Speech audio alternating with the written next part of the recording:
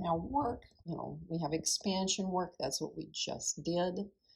If the system volume changes, then you're going to have an expansion type of work, just like blowing up the balloons. They were expanding. That was a situation where we had expansion work. However, we could also do non-expansion work, and a great example of that is anytime electrical current flows, because if you look at a wire, you don't know whether there's electrical energy flowing through it or not. If you see pistons moving up and down, you do see things. Now let's go to these units of pressure. We have the Pascal. This is the official unit that is used, all right? It's a kilogram per meter per second squared.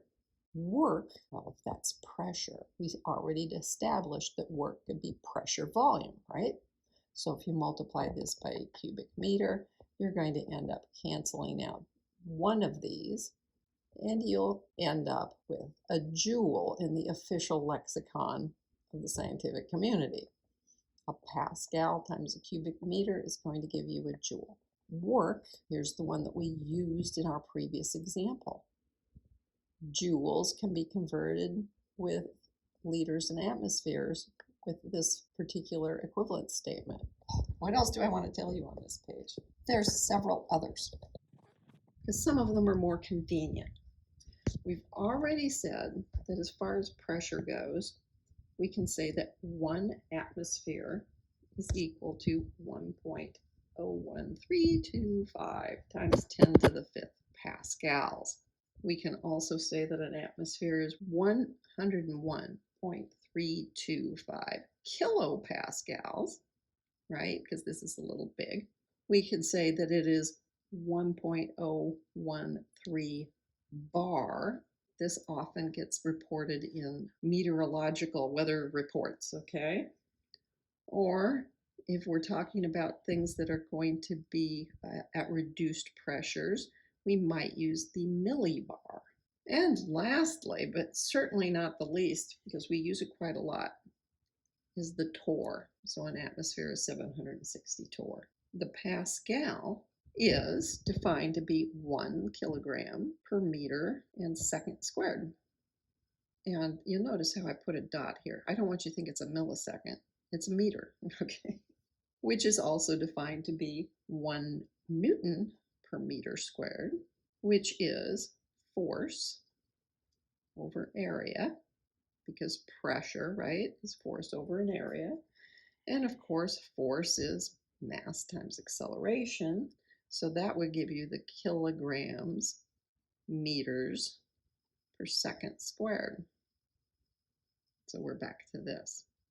I'm just going over all of these with all the units. Work is force over a distance. So force times distance. Force is mass times acceleration. So force is kilograms and then meters per second squared. But distance is also a meter. So boom, now that meter is squared. Oh yes, it is kilograms, thank you. And this then is the same thing as a Newton meter. Now that pressure volume work, pressure times a change in volume, is going to be Pascal times the volume, which means that it's Pascal newtons per meter squared times meters cubed. All of those cancel and 2 of those do, which gives you Newton meters, which is right back to work again, or energy, either one. Now just a couple of last little things here. A liter is 10 to the negative third cubic meters. That seems a little weird. That's because a liter is a cubic decimeter. We don't use decimeters very often, but essentially, if you have a cube that is 10 centimeters on a side, that's going to be a liter. That's kind of hard to visualize unless you start thinking about bottles like this. Here's a liter, but they don't put it in a cubic container because that'd be really hard to get your hand around, right? This is big enough. So they make it taller and not as wide. So it's not a full 10 centimeters across. If it were, then it could be a lot shorter, right? So that's the idea.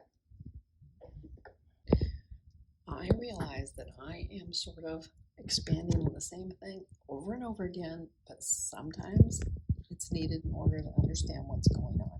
Now, work is done when you're pushing against an opposing force, right? And then it's multiplied by the distance moved. So if this is the initial condition, and this is the final condition, and there's a change in volume of this much, and you know what the pressure was, then you can do the pressure times the volume, and you can see what the change in internal energy is. So the work is done when the gas expanded, and the piston moved up against this opposing force. Here we have another way of parsing what the volume is so that we can see that work is the pressure and the change in the volume, and that the work done by the system is going to be the energy lost by the system. And it's going to do that work by pushing against the external pressure. So it's losing energy because it's using it up as work. Delta U is negative. Some books use delta U instead of delta E. So if the change in volume is positive, that was an expansion, and this will remain as a negative number. If delta V is negative, it has contracted. That means actually it's more like the outside pressure is doing work on my system, and so the amount of work ends up being a positive number, and the internal energy becomes more positive. It is possible to have this be zero. One way for it to be zero is if there is no change in volume, right? But there's also the possibility of there's no change in pressure. There is no external pressure. Oh, a vacuum. The external pressure, zero, is a vacuum. Now, if you're looking for doing work out in outer space, for example, you can't do expansion work out there because there's nothing that you're pushing against. There's no pressure to push against, so the change in volume doesn't count. Big deal. Has to be multiplied by a pressure. So this situation is called free expansion. Let's do a little example here, okay? And here's my little footnote. U instead of E in many textbooks. But let's say we have a gas expanding by 500 milliliters, in other words, half a liter, against a pressure of 120 atmospheres. And then they ask what it is in joules, because I can real quick multiply liters in atmospheres, but that doesn't give it to me in joules. So I go ahead and I just start with my formula. It's expanding against a pressure, so that means it will be overall a negative number. Put those in and I get negative 0.6 liter atmospheres. However, that's not in joules, so I use this particular equivalence statement. I set it up so the liter atmospheres will cancel and the joules will come into existence, and I'll get my answer.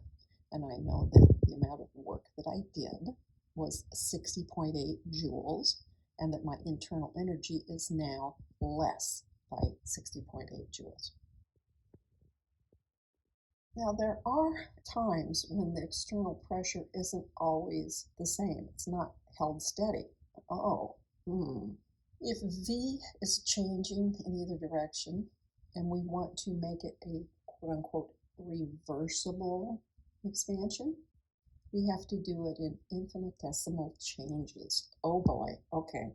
Now those of you who've already taken some calculus can smell it coming a mile away when you see words like that, right?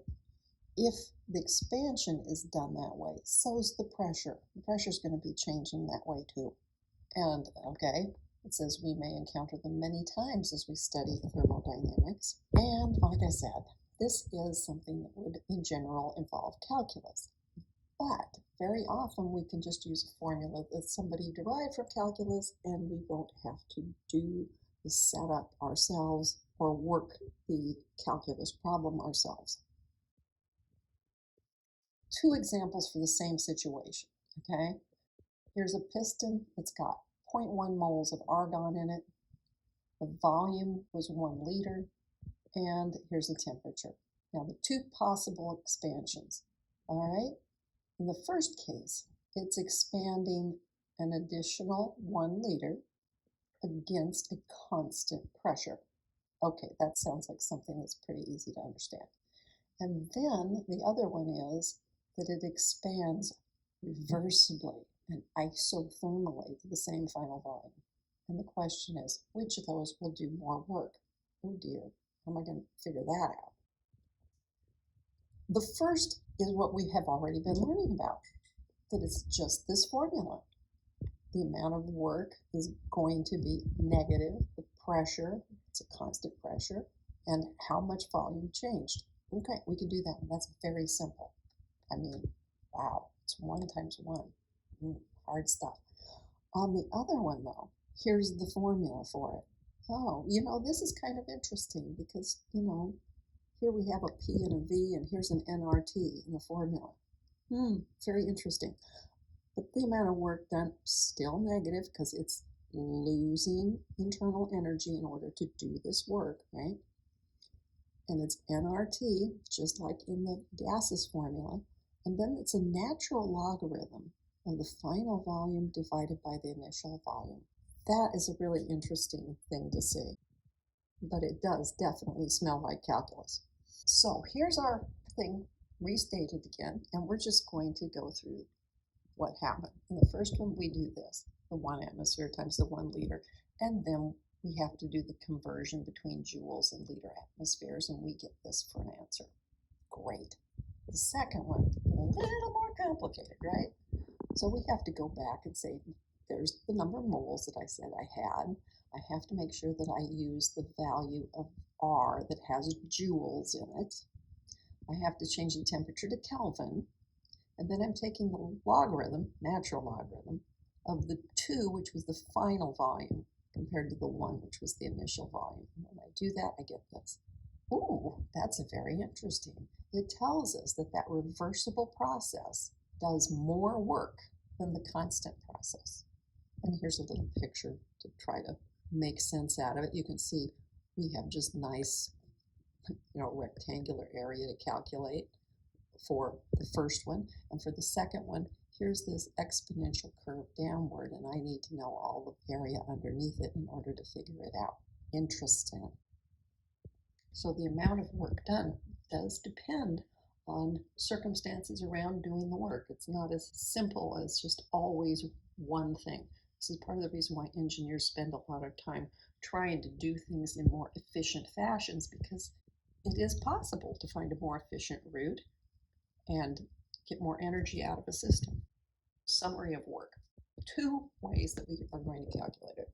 The easy way and the more difficult way, but at least we didn't have to do the actual calculus. We can just use the formula that was derived from the calculus. And this is reversible isothermal, as opposed to just expansion against constant external pressure. Now, we've spent a lot of time on work, right? But we said the internal energy depended on 2 things, not just work. So what's this other thing? The Q, the heat. Now I have to think about this because I always think of, whenever I think of heat, I think of temperature, and yet I probably shouldn't. They're not exactly the same thing.